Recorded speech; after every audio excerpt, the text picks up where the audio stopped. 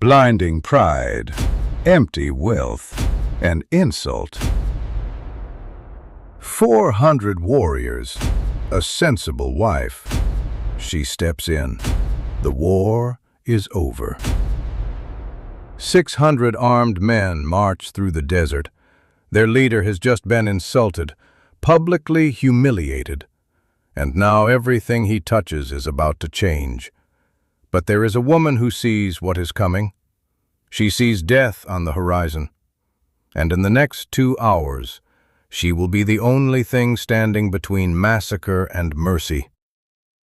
Her name was Abigail, and what she did that day would change the course of an entire nation. Nabal was extraordinarily wealthy, but extraordinarily foolish. His wife was the opposite. Abigail saw 3 steps ahead when others could only see the present moment. And in that ability to see beyond, lies the difference between destruction and salvation. To understand who Abigail was, we must travel in our minds to the Desert of Paran, in the turbulent days when David was still fleeing from King Saul. It was a time when the law was whatever the strongest man could impose. Survival was a luxury, sanity a rare gift. Nabal stands on the terrace of his house, watching his sheep being sheared. Thousands of white animals crowd into the pens. The smell of wet wool and manure rises to where he stands, proud. His hands, white and well-kept, hold a cup of wine. They are not the hands of labor. They never have been. Beside him, his stewards await his orders. The evening wind stirs his robe of fine linen, expensive fabric. Every fold is deliberate, intentional. The servants notice how Nabal scratches the stone wall with his finger, leaving faint grooves, as if he were writing his superiority into the very rocks. The estate at Carmel is immense. Wheat fields stretching to the horizon, 6,000 sheep, cattle beyond counting, vineyards clothing the hillsides with their dense vines. Nabal is the wealthiest man in the region. Everyone knows it. He makes sure everyone knows it. But something troubles this afternoon of celebration. Something that arrives on the dusty feet of a messenger climbing up the stone path. The messenger breathes heavily. His tunic is torn in several places. He carries an empty sack over his shoulder. When he sees Nabal, he approaches with a certain caution, like someone entering an animal's territory, unsure whether it will attack. "Master Nabal," says the messenger, barely bowing. His voice trembles. "I have come from David's camp in the Desert of Paran." Nabal does not respond immediately. He takes a sip of wine. The silence stretches like a taut tendon. "David?" he finally asks, without looking at the messenger. "The fugitive? The one Saul is hunting?" "Yes, my lord. David sends this message with greetings of peace. He and his men have been in the nearby fields throughout your entire shearing season. They protected your livestock. No raider dared come near while David and his warriors kept watch." Nabal lets out a dry laugh. The sound comes out of his throat like a rope scraping stone. He finally turns toward the messenger, and when he does, his eyes are like stones of ice. In that gaze, there is a contempt that goes beyond simple disapproval. It is the contempt of someone who sees in the other a creature of a completely inferior nature. "Protected my livestock?" he says, the words dripping with poison. "Listen closely, stranger. I protect my own possessions. I do. Not some wretch who runs like a rat from his own king. Who does he think he is? A hero? A prince?" He lets out another laugh. "David is nobody. Nothing. a refugee who ought to be begging in caves." The messenger keeps his head down. His jaw tightens. David asks only for simply some food. Bread, wine, meat, whatever you can give, nothing more. Nabal turns away. His right hand opens and closes repeatedly, as if squeezing something invisible. "Food?" He spits the word out. "Do you know how many servants run away from their masters looking for freedom? Hundreds, thousands." "And you think I'm going to feed another wretch hiding out in the desert? Why would I do such a thing?" He walks toward the interior of the house. His sandals strike the stone floor with a rhythm of absolute authority. "Tell that David," he continues, his voice projecting from the doorway, "that I am not his servant, that the food I prepare every day is for my men, for men of real importance, not for vagabonds who sleep under the stars." He looks at the messenger one last time. "Go back to where he came from, and don't come back." The messenger stands in silence for a moment. His hands are clenched into fists. Then he turns and begins walking down the hill.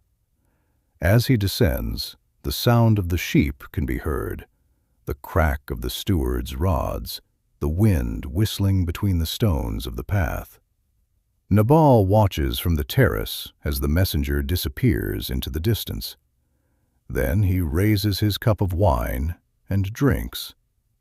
What Nabal does not know is that, at that very moment, 400 armed men are making their way toward his estate.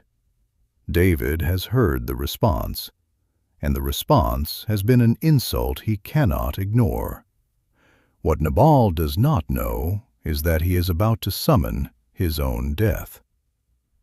Abigail is in the kitchen when one of her servant girls comes running in.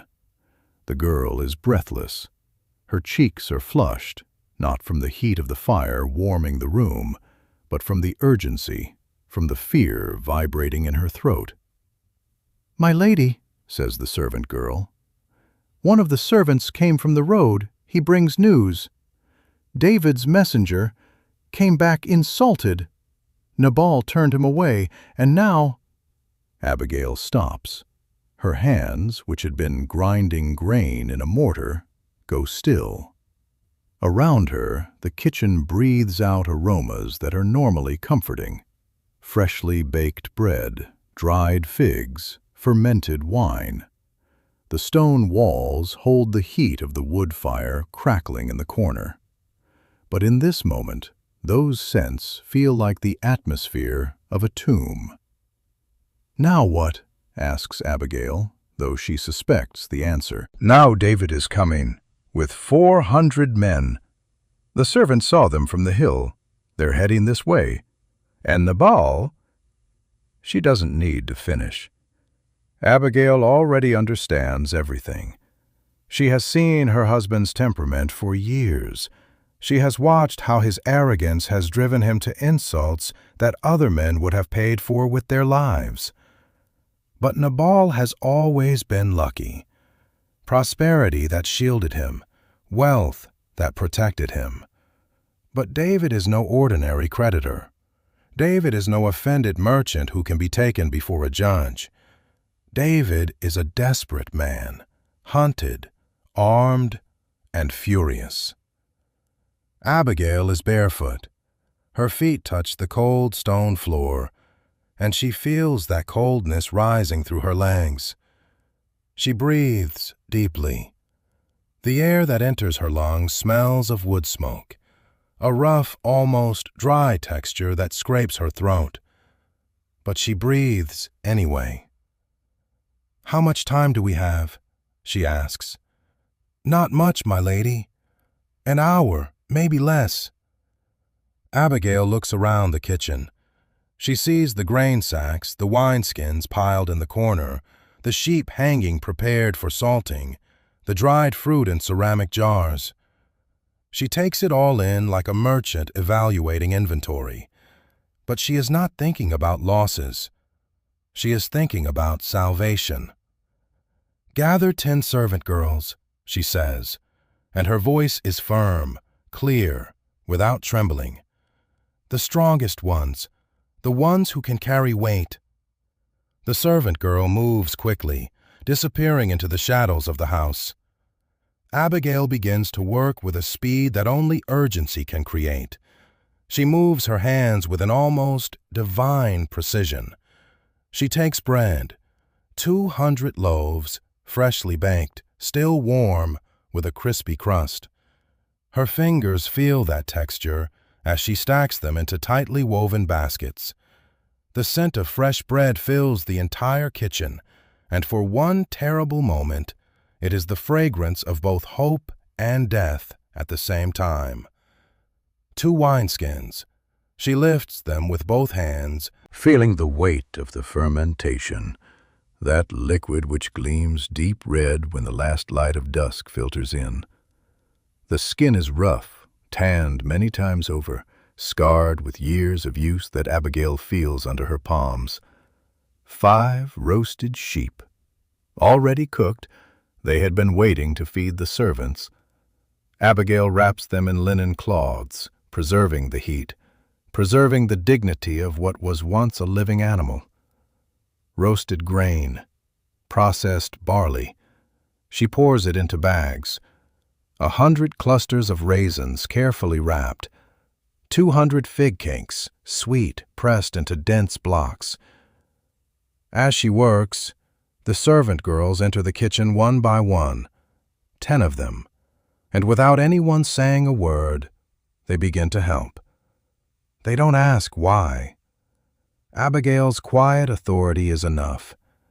They have served in this house long enough to know that when she acts this way, it is because the universe is changing direction.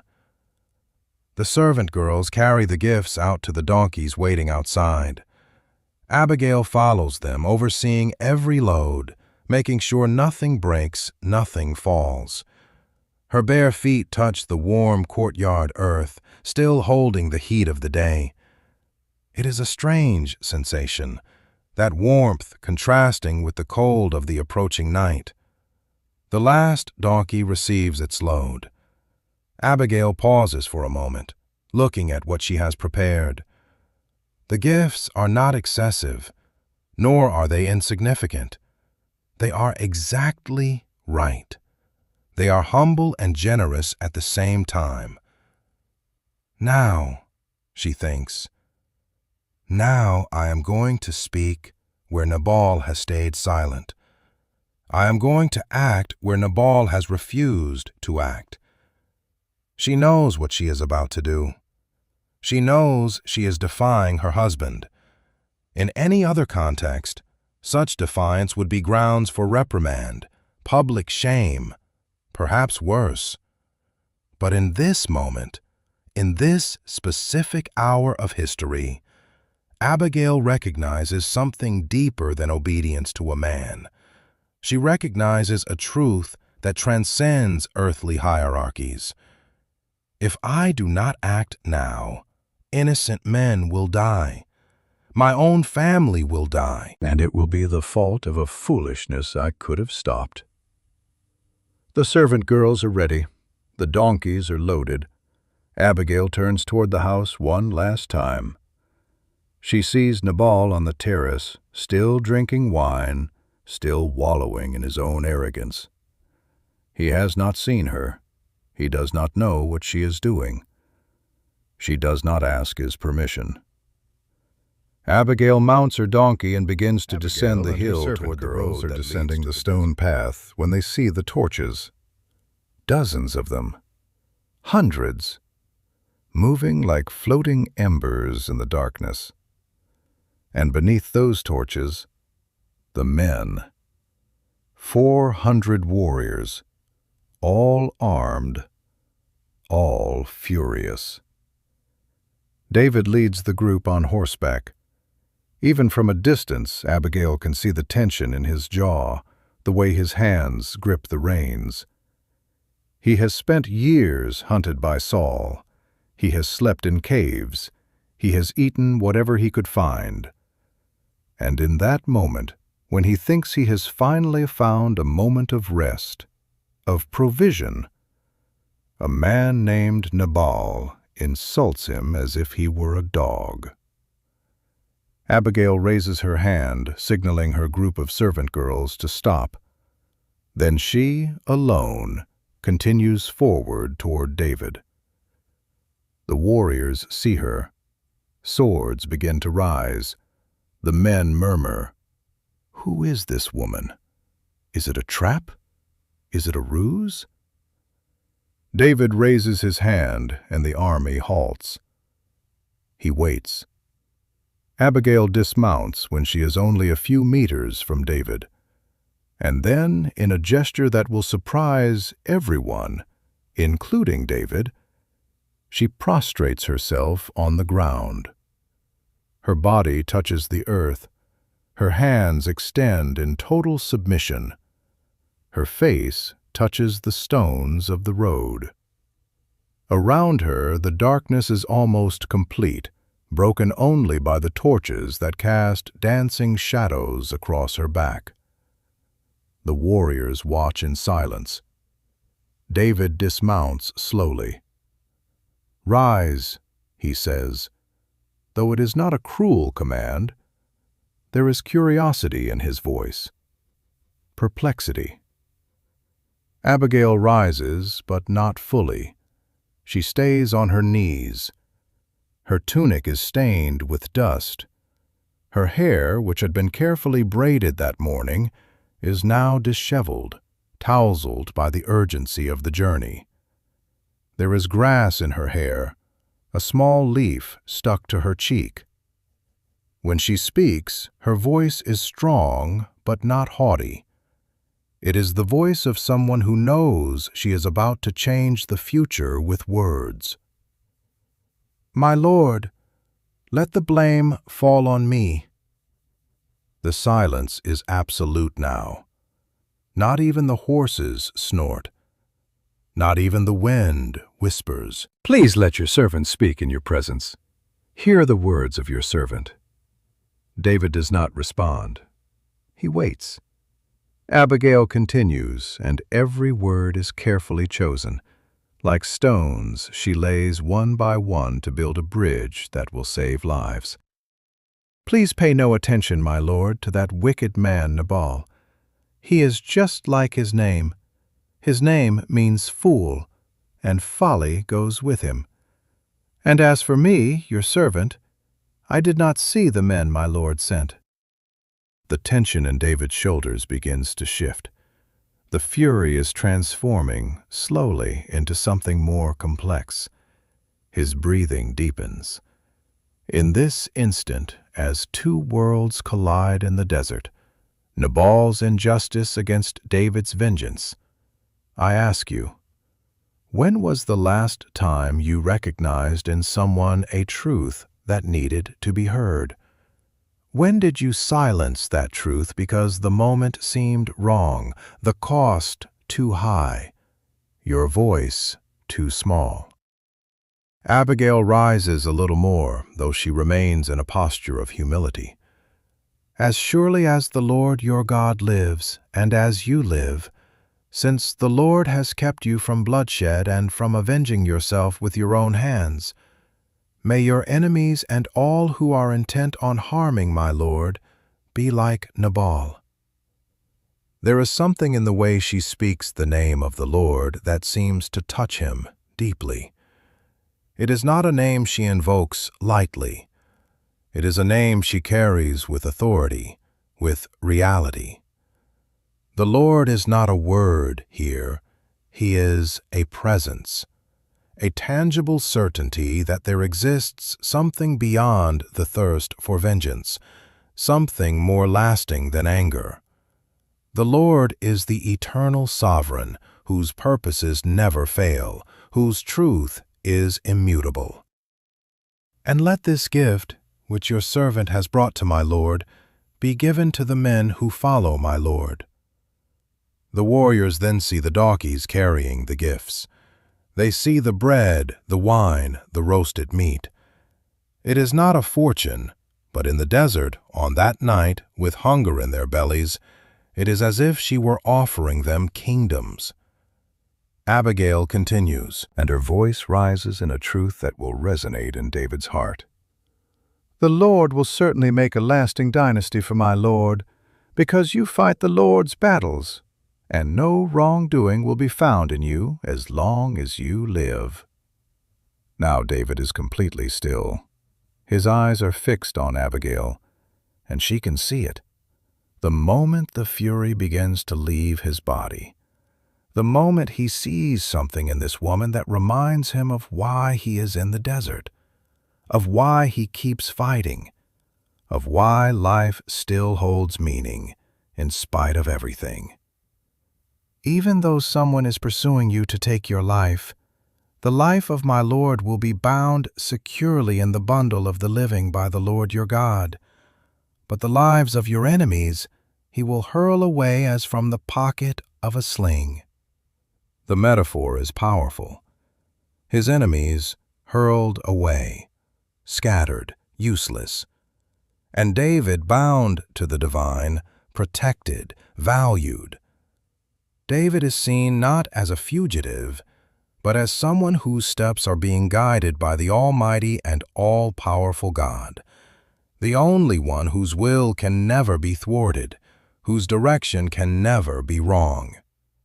"When the Lord has fulfilled for my Lord every good thing he promised concerning him, and has appointed him ruler over Israel, my Lord will not have on his conscience the staggering burden of needless bloodshed, or of having avenged himself." And then, with a vulnerability that may be the most powerful thing she has said, Abigail closes, "And when the Lord your God has brought my Lord success, remember your servant." The silence that follows is a different silence than before. It is not the silence of tension. It is the silence of transformation. It is the silence of a battle that was avoided without a single drop of blood being shed. David extends his hand and lifts Abigail from the ground. When she stands, he looks directly into her eyes. And in that gaze there is gratitude, recognition, and something deeper still.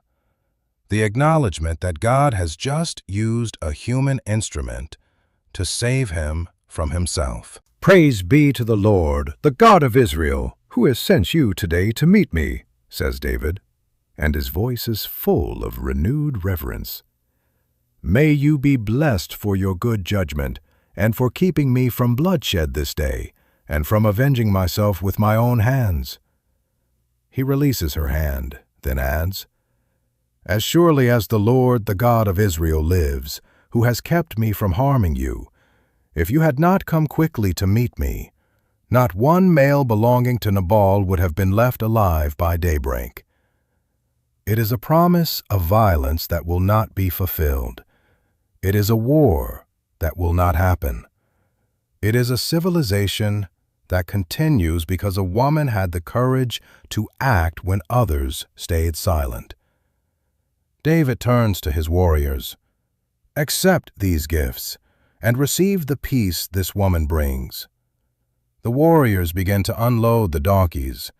The bread is distributed. The wine flows. The roasted meat is shared. And in that moment, in that place where death had been near, there is now communion. There is shared food.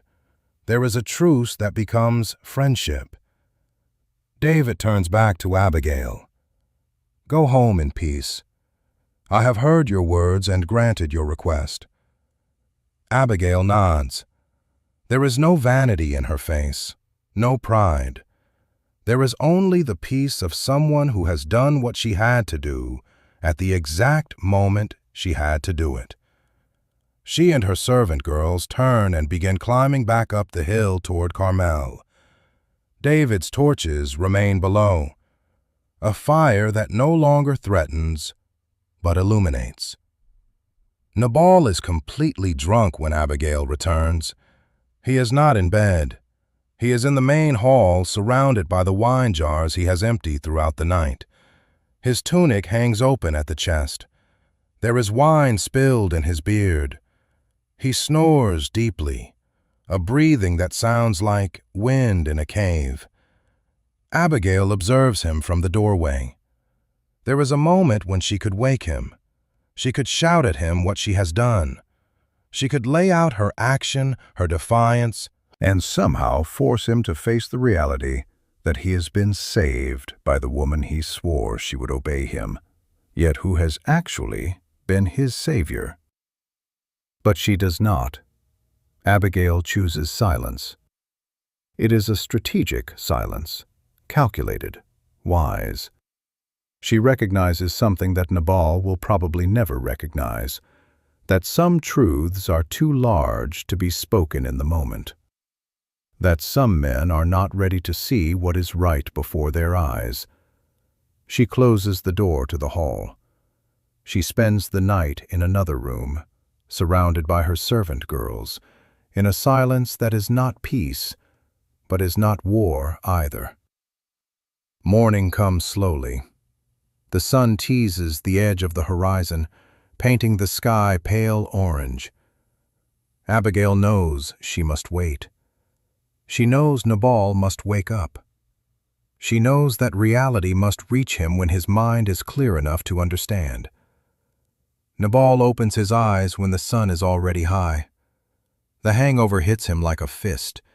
His head pounds.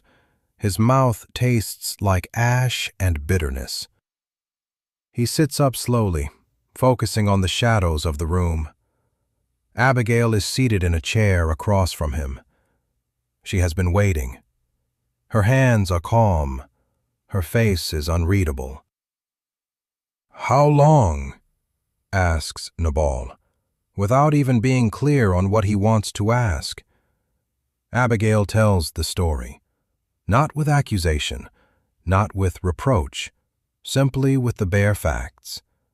The messengers turned away. David on his way with 400 warriors. The imminent death of everyone on the estate. Her decision. The gifts prepared. The speech. David's transformation. The peace. Nabal listens, and with every word his face changes. The color drains from his cheeks. His hands begin to tremble, not from cold, from sheer terror. Because he understands in that moment how close to death he truly came. He understands how many lives depended on a woman he never saw as anything more than a wife. He understands that he has been saved by someone he believed. As Nabal faces the truth of his own foolishness, reflect on this. Who in your life acts with wisdom where you would act on impulse? Do you acknowledge that? Or do you overlook those who protect you from the shadows? Nabal's pride cannot bear this. The ego he has built upon his wealth, upon his importance, upon his ability to control everything and everyone, crumbles. It crumbles so quickly that his own body cannot contain it. Nabal goes stone still. Abigail's words continue, but he no longer hears them. His eyes are fixed. His breathing is shallow. Someone brings water. Someone goes for the physicians. Someone runs down the hill, shouting. But it is too late. Nabal suffered what physicians would call a stroke. His heart, struck by shame, by humiliation, by the comprehension of his own insignificance, simply stopped. He remains alive for 10 more days. But it is not life. It is waiting. His body breathes, but his mind is somewhere else, perhaps facing truths he never wanted to see, perhaps understanding, too late, that wealth without wisdom is only dust, that power without compassion is only emptiness. On the 10th day, his heart finally gives out. It stops, and Nabal dies. The estate at Carmel is left without a master. The flocks are left without a shepherd. The wealth is left without a keeper. Nabal, who spent his entire life accumulating possessions, dies leaving everything behind. His name, which means fool in Hebrew, turns out to be the most precise description of his entire life. Abigail keeps vigil over the body. She does what is expected of a widow. But as she does, she knows that the life she had is over, and that a new life, one she could not even have imagined just days ago, is about to begin. David had been silent during those 10 days. He had waited, the way a man waits for divine will to reveal itself, because he knew in his heart that Nabal would not survive much longer. He knew that the Lord, the just and the avenger, would do what David would not do with his own hands. When word of Nabal's death arrives, David does not smile. He does not celebrate. He simply nods, as if confirming something he already knew. Then he sends messengers. His words are careful, respectful, humble. David asks Abigail, the wife of Nabal, to become his wife. It is a marriage proposal, but not just any proposal. It is the proposal of a man who has recognized in a woman something that transcends beauty, transcends status, transcends everything material.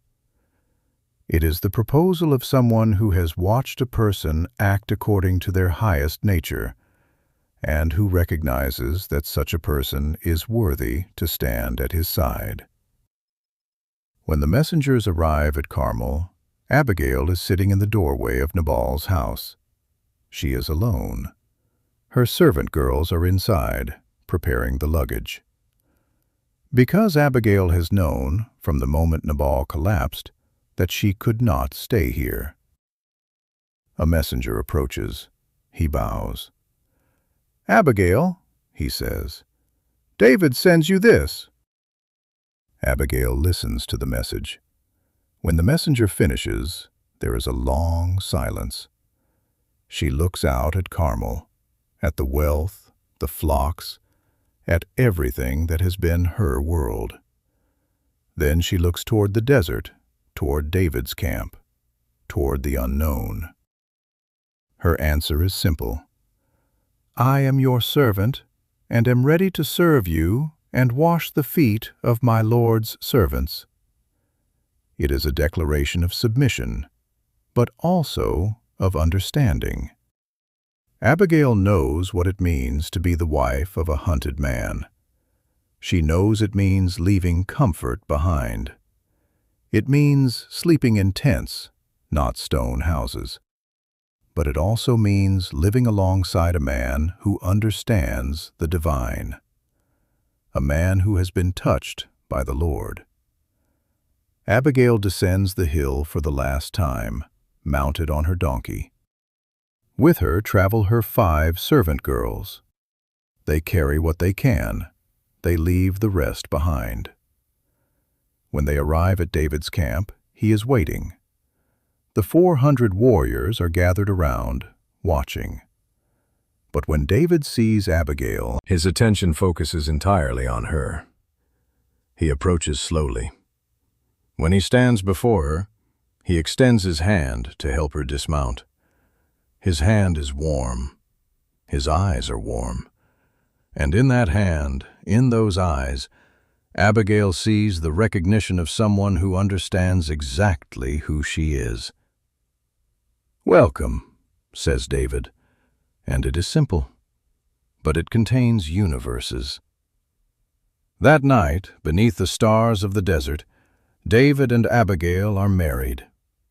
There is no castle, no crowd. Only David's warriors who understand that something sacred is taking place. Only the sound of the desert wind. Only the presence of the Lord who has guided every step of this encounter. Abigail, who was the wife of a man who saw wealth where he should have seen service, is now the wife of a man who sees the Lord where others see only danger and exile. She has gained everything by losing nothing worth keeping. She has ascended by renouncing material ascent. She has found her true place in the world, not through blind obedience, but through moral action that transcends every earthly power structure. And as she sleeps that night beneath a tent in the desert, Abigail knows she is exactly where she is meant to be. Not because it is comfortable, but because it is true. The story of Abigail ends where it begins, with a choice. Not an easy choice, not a choice the world would have applauded, but a choice that changed the course of history in a way that most people will never fully see. Nabal dies. David is saved. Abigail rises. But the real lesson, the one that echoes across the centuries, is not in these events. It is in the moment between Nabal's insult and Nabal's death. It is in Abigail's decision to act without permission, without authorization, without the blessing of the system that was supposed to confine her. What is the true meaning of what we have witnessed? Why does this story, told almost 3,000 years ago, remain so urgent, so relevant, so capable of transforming hearts? The answer lies in a truth that most cultures, most religions, most political systems tried to conceal. Genuine wisdom does not wait for permission.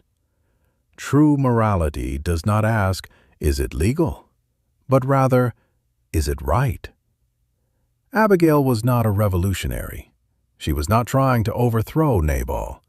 She was not attempting to rewrite the laws of her society.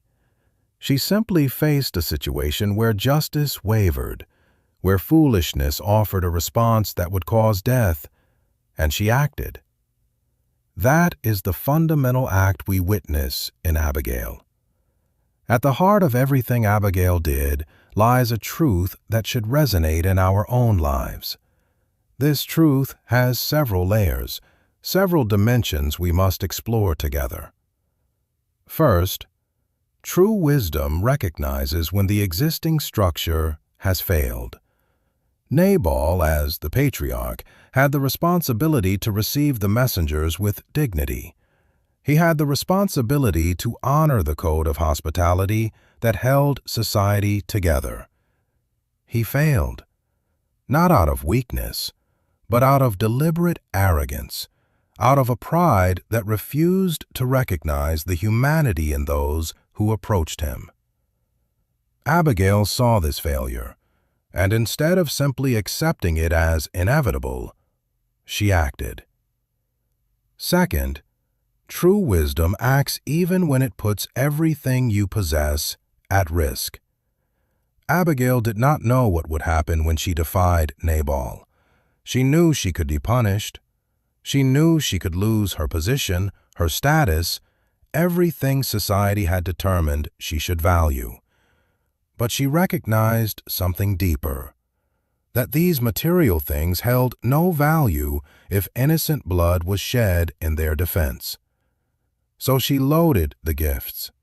She walked alone toward 400 furious warriors. She prostrated herself in the dust, and she spoke. Third, true wisdom understands that words have power. David came looking for violence. He was transformed by words.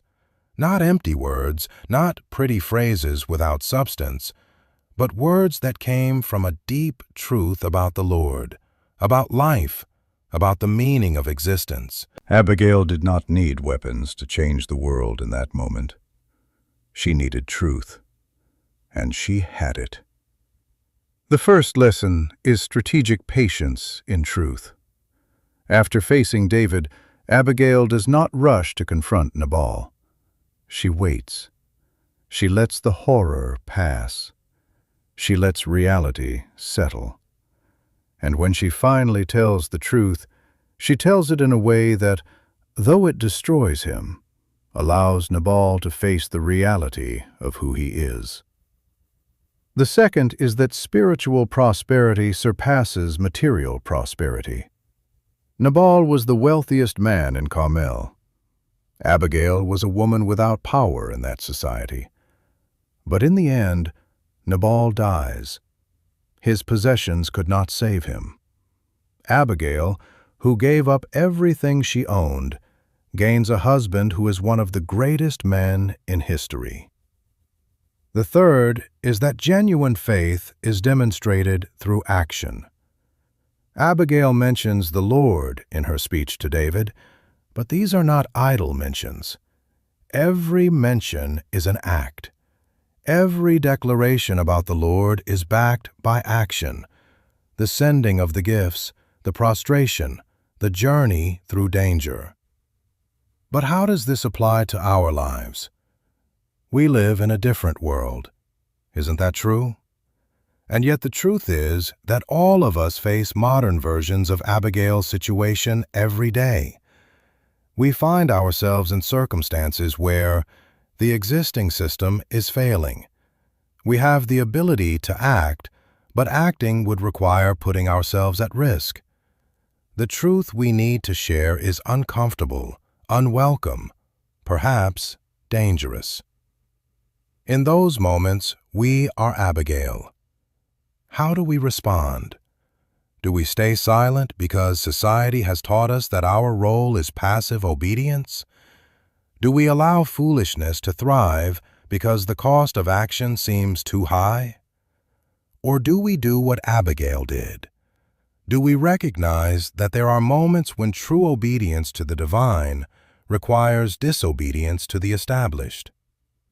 Abigail is not a rebel. She does not defy Nabal on principle. She does not seek to change society. She acts in response to a specific circumstance. Death is imminent. It is going to happen. Unless someone acts now. Abigail acts because the situation demands it. Because waiting would be complicity. Because silence would be a form of murder. So when we look at the life of Abigail, the final question is this: in what situations have I remained silent when I should have spoken? In what moments have I accepted the senseless authority of someone when I should have recognized a higher authority? And when I face that situation again, because I will face it again, over and over in life, will I have the courage to do what Abigail did? It is not easy. It requires recognizing that true power does not come from the positions we are given, but from the truth we understand. It requires, in a word, wisdom. And wisdom, as we saw in Abigail, acts. It acts even when it has no power. It acts even when it is unconventional. It acts even when the cost is high. Because wisdom recognizes something the world will never fully understand, that life, true life, does not come from the security we gain for ourselves, but from the good we do for others.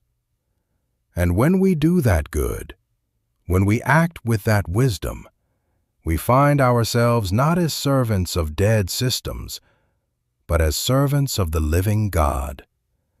And that is a freedom that no king, no system, no human structure can ever take from us. If you enjoyed this content, subscribe so you don't miss the next inspiring Bible story.